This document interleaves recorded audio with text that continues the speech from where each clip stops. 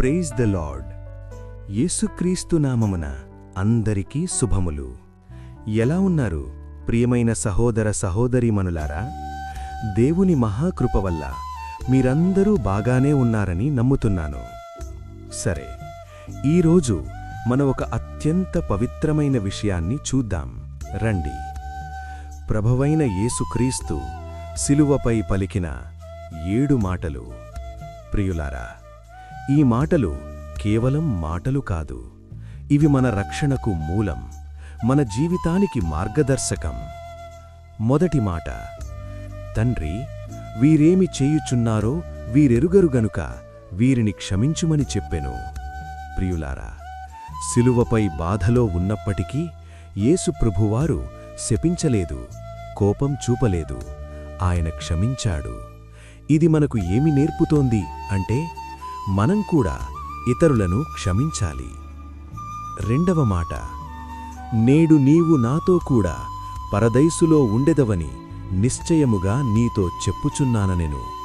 ప్రియులారా, చివరి క్షణంలో మారిన దొంగను యేసు రక్షించాడు. ఇది కృప. నీ జీవితం ఎలా ఉన్నా ఇప్పటికీ ఆలస్యం కాలేదు.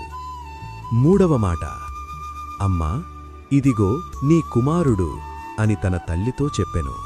ప్రియులారా, బాధలో ఉన్నప్పటికీ తన తల్లిని మరిచిపోలేదు. ఇది ప్రేమ, ఇది బాధ్యత.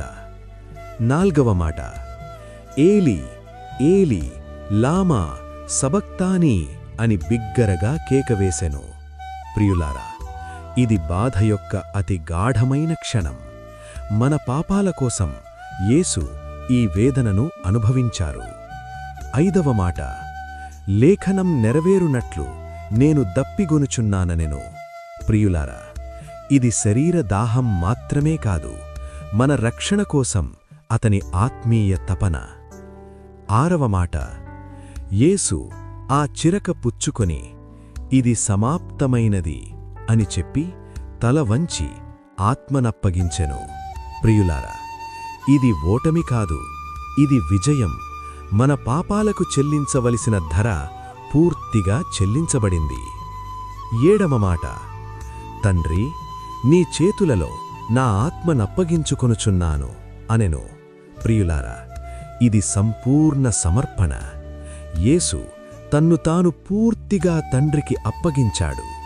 ప్రియులారా, ఈ 7 మాటలు మనకు ఏమి చెబుతున్నాయి అంటే, 1 క్షమాపణ, 2 విశ్వాసముంచు, 3 ప్రేమించు, 4 భరించు, 5 ఆశ పెట్టుకో, 6 విజయాన్ని గుర్తించు, 7 దేవునికి సమర్పించు.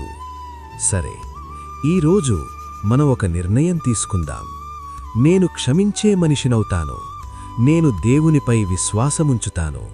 నా జీవితాన్ని ఆయన చేతుల్లో పెట్టుకుంటాను. ప్రియులారా, శిలువ మన ఓటమి కాదు, అది మన విజయానికి గుర్తు. ప్రభువైన యేసుక్రీస్తు వారి కృప నీకును మీ కుటుంబాలకును నిత్యమూ తోడయ్యుండి ఆశీర్వదించునుగాక. ఆమేన్.